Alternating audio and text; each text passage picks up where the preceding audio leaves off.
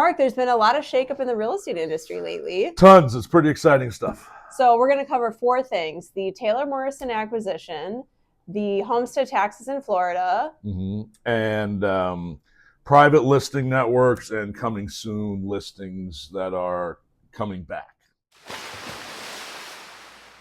Where do you want to start? You want to start with the Taylor Morrison acquisition? Sure. So Berkshire Hathaway bought Taylor Morrison, and I had posted a couple blogs last year because Berkshire Hathaway bought us. They went long in the real estate space and through steel and another home builder. I can't remember the name. I can't remember who it was, but they bought another home builder, and they're buying another home builder this year. So it looks like that Berkshire Hathaway is pretty long on real estate. Maybe they think we're at the bottom. Who knows? What do you mean when you say long? Long meaning they think the real estate prices are going to go up.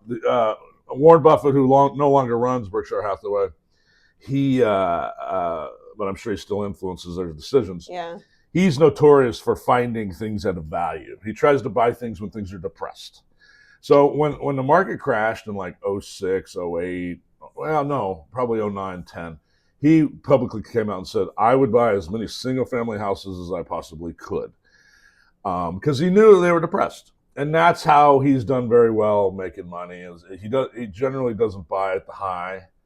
He tries to buy at a value. Smart man. And so maybe this is a sign that he thinks that real estate is bottoming out and it's going to improve. So, and I guess he's following his own advice, which is when others are fearful, be greedy. When people are greedy, be fearful. Fearful. Like when in 2022, when everyone was buying, driving these prices up like crazy. I bought in 2022. Yeah, you did fine. You did well. Yeah. But I was like, holy cow, these people are paying a lot for these properties. I mean, let's just hope that it can't continue to go up in perpetuity, but hopefully it stays flat. And unfortunately, prices have dropped and people have lost money. But when you buy in a market where it's frenzy and people are greedy, it makes me super nervous. I've seen it a few times before, and it never ends well. You've seen it too. Yeah, we've been around it long enough. But I think that is a telling sort of shakeup in the marketplace, right? And maybe a lot of people are going to use that as a gauge as far as like, is that the bottom now? Or was it when we were initially talking about it, which was last August 2025? I feel like, I don't know. I feel like there's been some steadiness, not so much movement up or down. It's just kind of been kind of steady. I agree. I think if you look at the stats, if it goes one way or the other, like say year over year, when you're looking at a particular month, it's pretty small. Not condos. We're talking single families. Yeah, forget the condos. It's a pretty small up and down. So, it seems like things are steady. If you really think about it, you and I have been doing this a long time. We can only pinpoint really 2 times in 25, 26 years where prices took a huge drop. That was the crash in like 10, and then recession. And then what's happened recently. And prices haven't dropped as much as they did last time. But that's really, in that span of time, that's really the only 2 times when you see prices had a dramatic drop, right? And also, yes, lending guidelines have changed a lot. I think it's somewhere in the 40 percentile of people own their homes outright across the country. Yep. I think that I'm a big fan of, I know there was a post on social media going around with some of our mutual friends about not being a big fan of the 30-year mortgage. I'm a fan of at least putting 20% down, but I'm also a fan of 5/1 arms, 7/1 arms, 15-year notes, because you have a lot more skin in the game. You have leeway as far as affordability. And what I mean by that is, if you have an extra, a good month and you want to throw money back into your equity, it's just a good thing. I think that having too much debt, because if the market changes, is not a good thing. You want to live a little bit leaner. And when people do a 5/1 arm with the thought of paying it off or paying down a lot, or a 15-year note, there's a lot more of that happening, probably because people live through it and we're fearful of going through Well, bad time. it keeps us honest, right? Yeah. I mean, I think that this is a much healthier market than it Yeah. was back then. That was nuts because Zero down. they were, the banks were lending money to anyone that could I fog a did mirror. that too. And then the foreclosure wave and all that. This is a much healthier market than that. We're just coming back to, I mean, a little bit of reality, I think. But, with that being said, we sell in the Sarasota market. And when you compare, like, the Sarasota market, single-family homes, they're not much more expensive than the national average. I think the national average for a single family is like in the 400s, and we're right. Okay. Yeah. So we're right now we're 490. But when we were talking about Bozeman, and Bozeman, Montana, it's a smaller market, different, but the single family homes there, and the average price is like 800,000. Yeah, so 800. People always say this market's expensive, and of course, we do have expensive homes, but you can still buy a house for 300,000, 400,000 now. It's not going to be a palace, but you can still get into a decent home for 400,000. Yeah, and I think what's smart if you're buying is don't get in with the least amount. Go in thinking when you're underwriting a property, even if it's your primary residence, think about taxes going up, think about insurance going up, think about the cost of owning and operating a home as just going up. And I think you'll always be on the safer side in case something happens, like something in life happens, health. I mean, there's a multitude of things that can happen in anybody's life at any moment. And it's just better to just be cautious. So that's a good segue into property taxes. Yes. So what is going to be on a ballot, I guess, in November is whether property taxes in Florida are going to go away. And I did see, I don't know the latest, so keep that in mind. Your phone. Yeah, it's sorry, okay. My phone. But So I did see Ron DeSantis basically saying, in order for you to be able to wash away your property taxes in Florida, you have had to own for 5 years, which makes sense because it's like we don't want people moving here just not paying into the system and then immediately getting all the services as if you had paid into the system, like fire, police, whatever.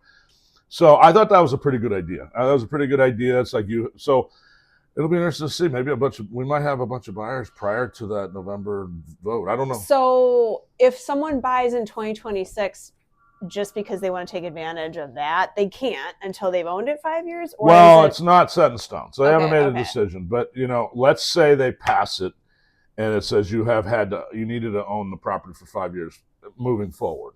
Okay. Now, what if you bought it right before they passed this Everybody law? else is grandfathered in. Yeah, maybe? So everyone else is grandfathered. So who knows? There's a lot up in the air. Is it a good idea? Who knows? Selfishly, we own property, but we own one homestead. Right. And that would be the only property that it applies to. So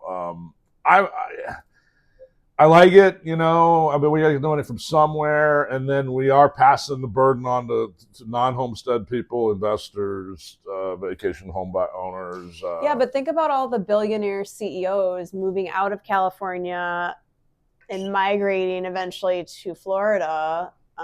They're paying an exorbitant amount of taxes into our state, and I'm sure that will help offset. But that's a pretty small percentage compared to the number of people that live. I know, but relative to the percentage-wise, relative to it's tiny. Billionaires are a tiny percentage, so I don't know how much. They're not going to be. Well, they can homestead. They can homestead, but they also have second homes here. They will homestead. They will 100%. For tax reasons. Well, listen, I've paid enough tax over my lifetime, as have you, and I feel like I've definitely paid my fair share. The other thing I heard, but you're going to continue to use services for the rest of your life. Totally, those have to be paid for. Totally, and I'm not opposed to that. Right? We live in the best country in the world. I read, and I haven't read up on it. I'm just kind of watching it on social media, but like the tax base right now for homestead exemption is we get $50,000 off the taxable value. So if your house is worth, let's just say the taxable value is $500,000 and you live there as your homestead, meaning your primary residence, but you have to live there 6 months and a day. Okay, 6 months and a day. You get $50,000 off the taxable, so you're only taxed on $450,000. So the change is going to be up to $250,000 or something they're going to give you for the taxable I think they're going to take exemption. No, but I read something that they were going to do 250 off instead of just the 50,000 off. Oh, I don't know. See, that's what I mean. I'm not, like I said, I'm not up to speed on all. I mean, 250 would be great, but it would be nice if we didn't pay anything. Well, think about for example, someone paid 270 for a house 10 years ago, and your taxable value is less than that, right? So if they say your taxable value now is 250, they're the exemption. I mean, your taxes would go down to zero. Sure. Close. Yeah. I don't know the details. I think that they're trying to wash it away, because the argument is like, you pay off your house. You should own it. And then you're basically renting it from the government because you have to pay the taxes. Well, it's kind of a weird. It's kind of you could get into a real big debate about this, but the thing is, we need services. I like having a cops that come to my house if I get robbed. I like having, knock on wood, whatever the property taxes pays for. I like having good roads, whatever. Yes. So that money has to come from somewhere. And I read, and I don't know if this is the latest, but they're going to tax more on tourists and so on and so forth. They're going to get the tax from somewhere. They have to, right? We could just give you an extra boost on your taxes. I get, like, if you pay off your house, it'd be nice to not have to, other than your insurance, it'd be nice not have to have. Or be rewarded. Like, here's a reward. I don't know. I'm sure, it's going to come, like you said, it's going to come from somewhere. The money's got to, and we want to live in a beautiful state, beautiful city, and it's got to be paid from. And we don't want to punish the tourists either necessarily, because we do have. We need the tourists. I mean, we really do, because we don't have like big industry here. Big industry here is what, like tourists, real tourists estate, and medicine, real estate, and hospitals and stuff. So you hope it passes, selfishly.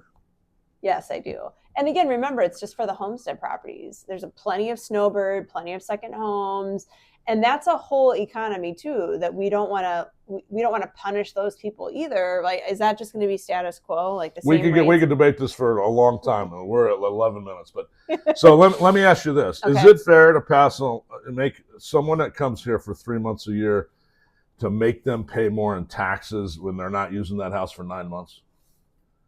When we are using the services for 12 months, because we live here 12 months a year. Well, I think you travel a couple months, like 3 to 4 months a year. Just kidding.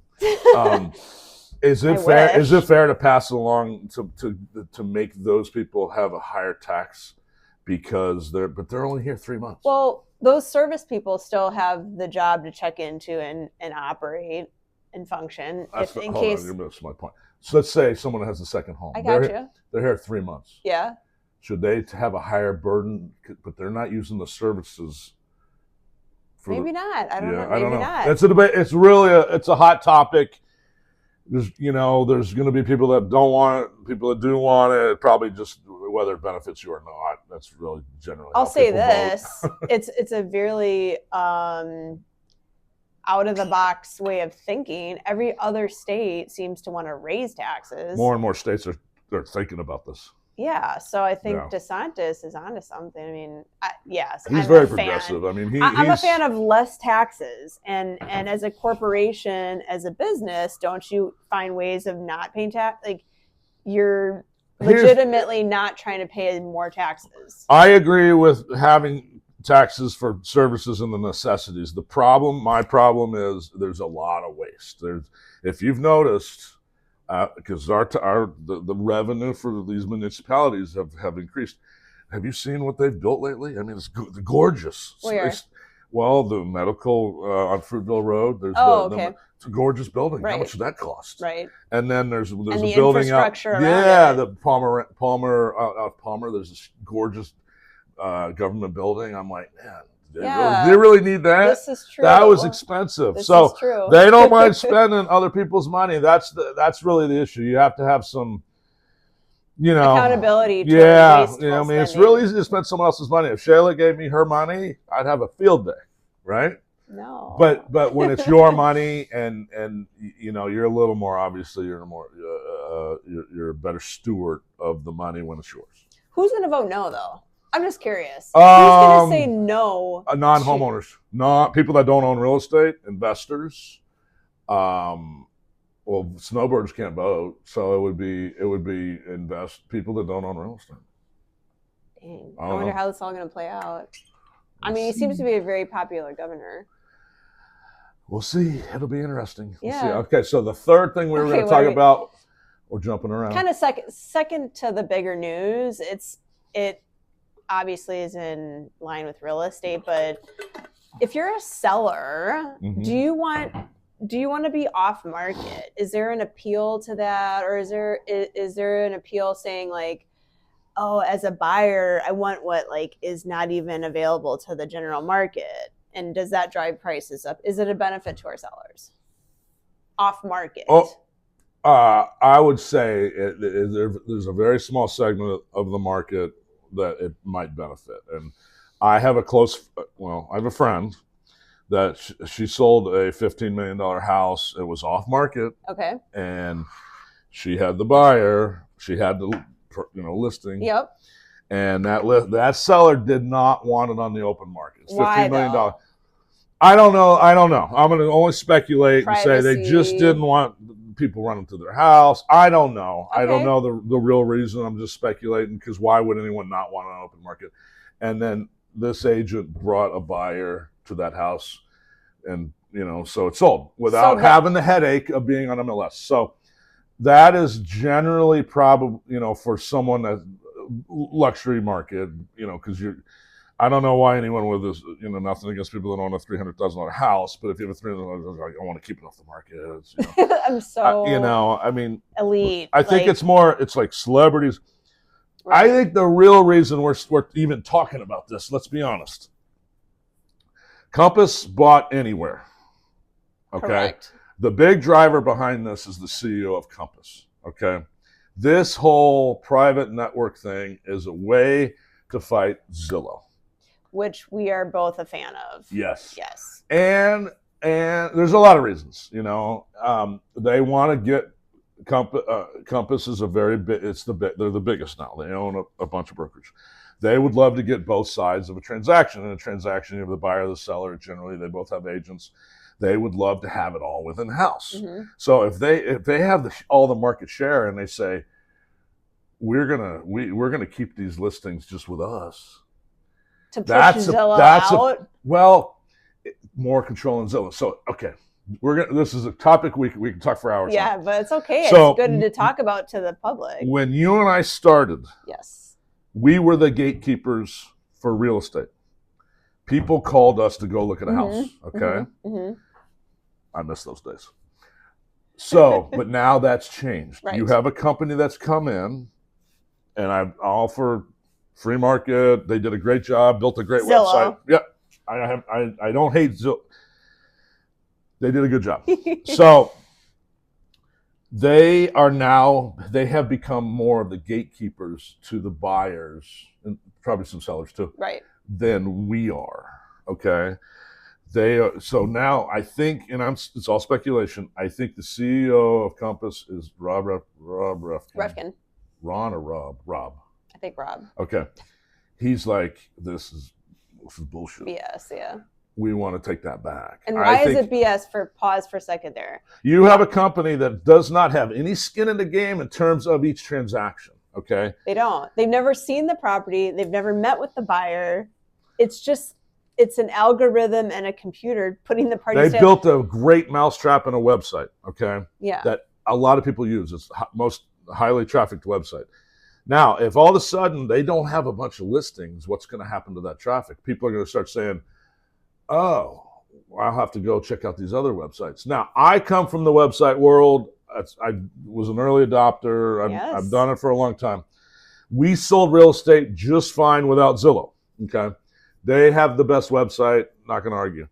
But so they have Shayla goes out and gets a listing, meets with the seller, mailed that seller for 2 years, had 8,000 conversations with that seller, goes and lists that property, takes photos, gets the information, puts it in an MLS. That MLS goes to Zillow.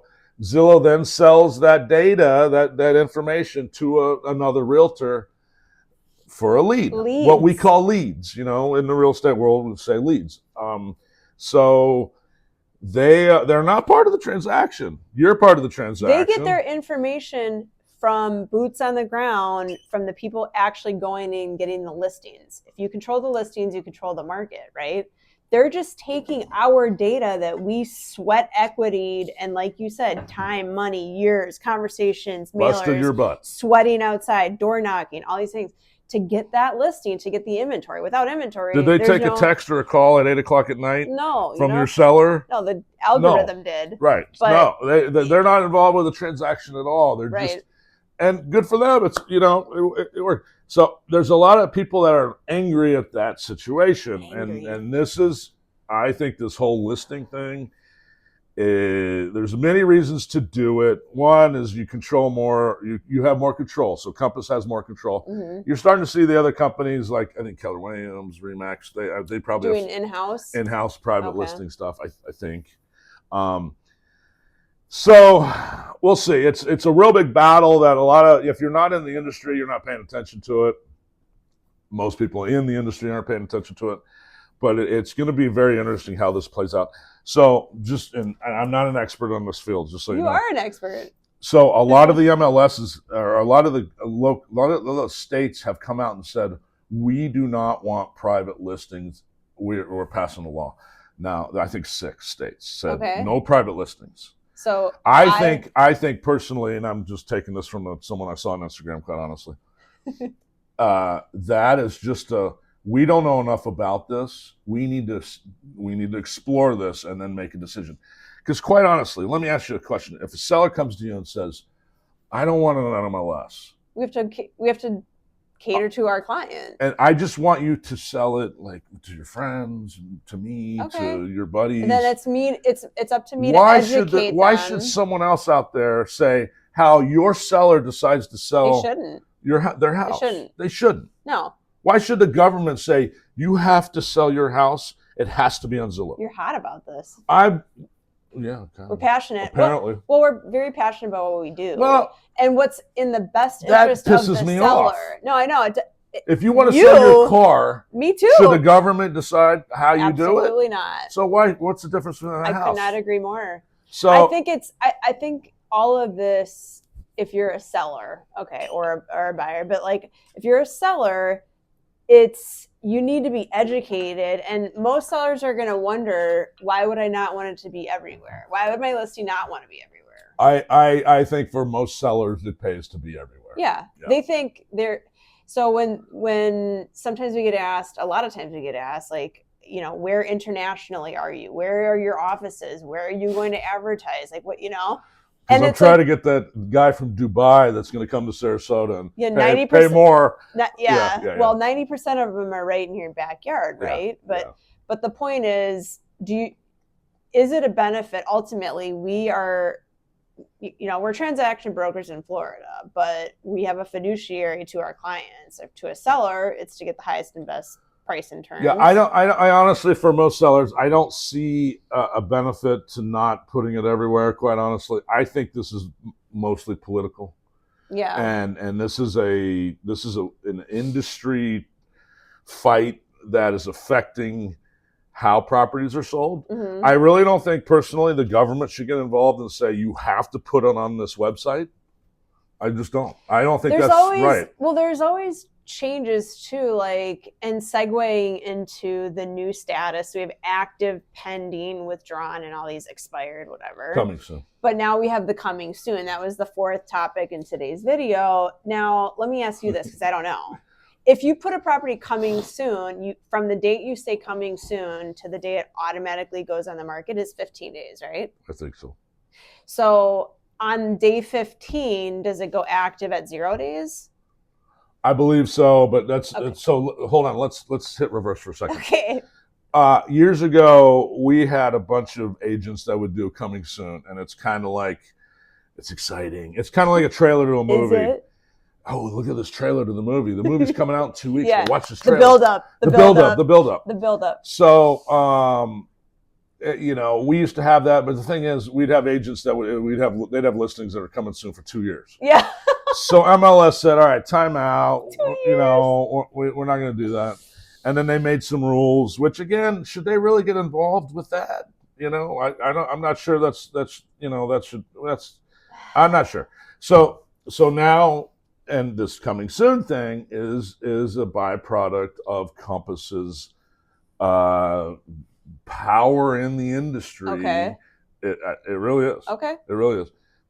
I think it's because Go no Compass. one was talking about having coming soon listings come back.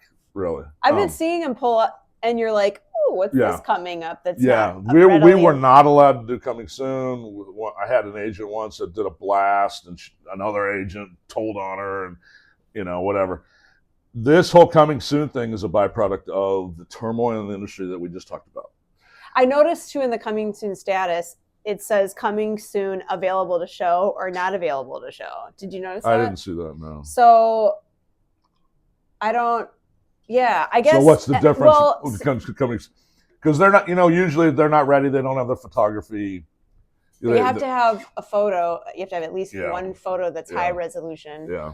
I don't know. It just seems like a lot of work. I mean, I don't know. I don't know. I guess I'm not opposed to it. Well, I mean, what if the seller's like, here's one really great photo while we get the outside ready for landscaping, and it'll take about 10 days to 2 weeks or whatever. Okay. Why can't you do that? Why do we have to have these rules that say it has to be active, you can't do it coming soon?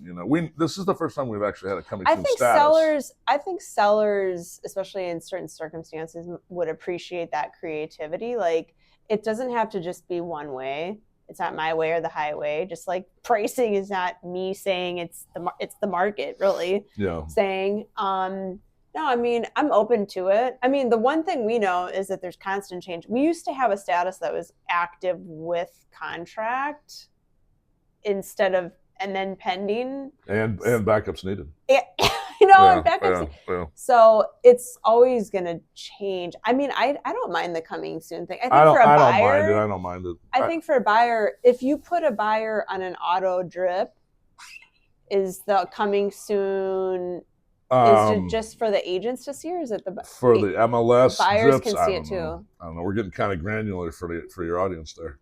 Oh, I think they can handle it.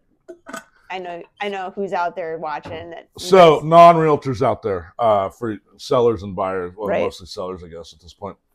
Do you even care? I doubt you do. You just want to sell it. Yeah, you just want to sell your property. All that minutia with the coming soon is really just realtor stuff. But it's interesting, and I think it shows you, like, we're full-time. We know all of the, intricacies for you as they change. I mean, I think if nothing else, shows you that it's important to work with someone that's full-time, that knows exactly what's going on in this business at all times. It's constantly changing. If you were going to get a knee operation, would you go with a doctor that did 300 of them, or the one that just is going to learn how to do it? Just like on the side, surgeon. I'll do the side surgeon. Yeah, we'll figure it out, surgeon.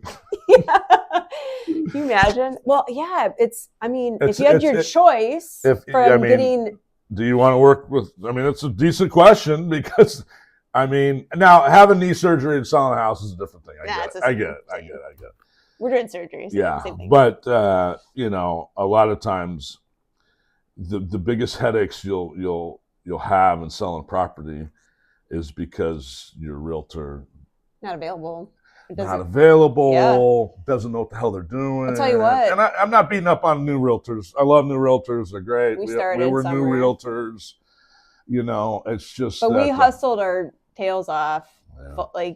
Really, really works very, very hard. Yeah. I've worked my tail off for many years. I think it's great with new realtors, but I'm amazed at how sometimes sellers put zero thought into who represents them. And then they interview 38 agents. Or they have a bad experience. I closed one recently where they had a terrible experience. They got left hanging at the closing table. When the closing got pushed, they were left literally hanging and couldn't get a hold of their agent, couldn't get any guidance at the very end of it too. And it was just terrible. She's like, and then they worked with me. We sold their house. I listed their house and sold it, or they bought a house. And she's like, so that's what it's supposed to feel like, get the service, communication, and and expertise, yeah, professionalism, knowledge. yeah, just hearing from the person when it's really the most critical too, not because they're at another job, because you're checking into your other job and you can't get like, how terrible of a feeling would that be? So no, I think all of this to say that we're obviously in tune with things as they change, because sometimes it does change daily. And that's it does okay. change daily. And that's 100%. yeah. 100%. Every day there's so news. Key takeaways. Okay, so the Taylor Morrison purchase acquisition. Yeah. What does that say to the buyers and the sellers out there? What does that say? A huge fund company probably thinks real estate is a good investment. Yeah. Because if you're buying a home building company, you're anticipating more sales. Right. Right. Okay. The next thing, property taxes. We'll see. It's not going to. We'll see. It's going to be good for some people. It may not be good for other people. It depends on the details. The seller, should they even worry about private listing networks or anything like that? Does it matter? It's their discussion, their talking points. Yeah. When you're sitting down face to face with the seller, I think going over the things. I think a lot of people are not going to even know to ask unless they see like a piece or something on Instagram or in the news or something like that to ask. I don't think we're going to be asked. I think most sellers just want us to sell for the highest price in the shortest amount of time. Yeah. Generally speaking. But the minutia, sometimes we get a really A-type person that asks these very detailed questions. And if we don't know something, we'll find out for you. So fourth thing, coming soon. Coming soon. Buyers and sellers probably don't give a crap. Fifth thing, I'm going to throw it out to you that I didn't know about. There's a lot of talk about a national MLS. What are your thoughts on that? I think we pretty much have. If you combine Zillow, Realtor, and everything, it's like... And that is exactly what Compass does not want. Okay. A third party... Can you control it or I control it? No, I mean... He's trying. Well... He's trying. Good for him. I like his grit and out-of-the-box thinking, just like our governor. It's an interesting topic. Yeah. I mean, we could get realtors in here to have a discussion about it. Not that the general public really cares. But... It's our industry is changing quickly, very quickly. Right. Tons of consolidation. You're getting a lot of weak. I don't say weak, but you're getting a lot of. The industry is getting solved to some degree. A lot of companies are being absorbed by newer, more aggressive companies. There's going to be a lot of change. The industry is going to be a lot different in 5 years. Let me ask you one last question here. I don't know if it's the last because we can keep going. We can keep going. Who cares? It's long form. So let me ask you this. Do you think there are less agents in the business and the agents that are left over are capturing more of the productivity right now? Versus when? I don't know. Just having less agents. So we do have less. Business. We do have fewer agents. How many agents are in the? I don't know. I think nationally or locally. Sarasota, Manatee County. We had 9,000. I think we're 7 to 8 now. But I don't track it, so I'm not sure. Well, it was 9,000, so we definitely pared down if it's 7,000, which is a good thing. That's better for the consumer, I think, because what's left is going to be better quality. Because those that have sustained, okay, if we're capturing more of the market share. That just means we're sustaining longer. Well, I think it's because we do a better job. What he said. Yeah. I mean. What he said. I mean. 100%. Yeah, I mean, listen, this isn't brain surgery. Like selling a house is not brain surgery. But if this is getting pretty deep, but if you want to be a successful realtor, you have to do transactions every month or try to do transactions like 1, 2, 3. And that's hard. That's difficult. Anyone can sell a house here and there. One house a month or two or whatever. Yeah.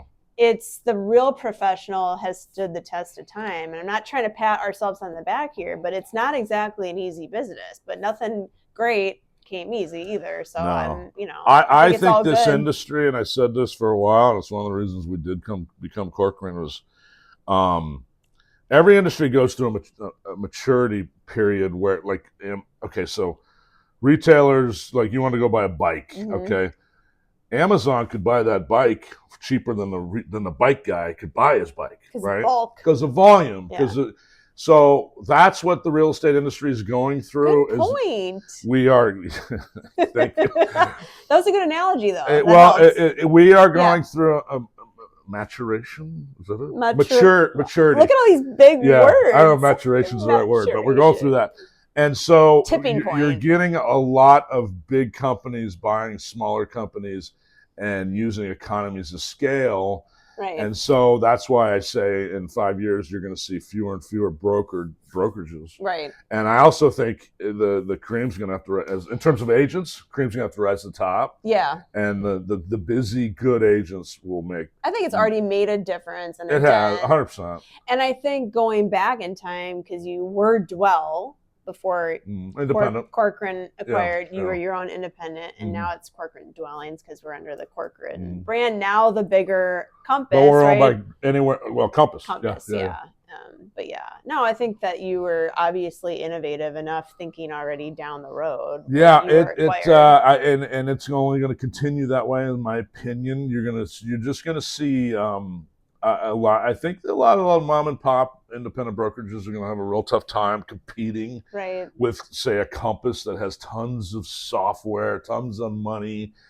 They have title, mortgage. It's just going to be an easier transaction for customers with, I think, a bigger company. Because they'll have more tools. But most consumers, do they even know, like, who's the parent company? Who's this? Like, they don't know. And sometimes when I tell them, I said, do you know, and it's in my CV, do you know that Compass now owns, and we were already under, like, Corcoran was already under. Anywhere. Right. Yeah. And we were already owned by other franchise companies, and the franchises were already owned by this big parent company, I should say. Anywhere's been around forever. It's kind of an interesting story. Compass has only been around, say, 13, 14 years, something like that. Right. That's the equivalent of, like, Coca-Cola being bought by Bang Energy Drinks. Oh. Well, you know what I mean? Yeah, I got you. I mean, yep.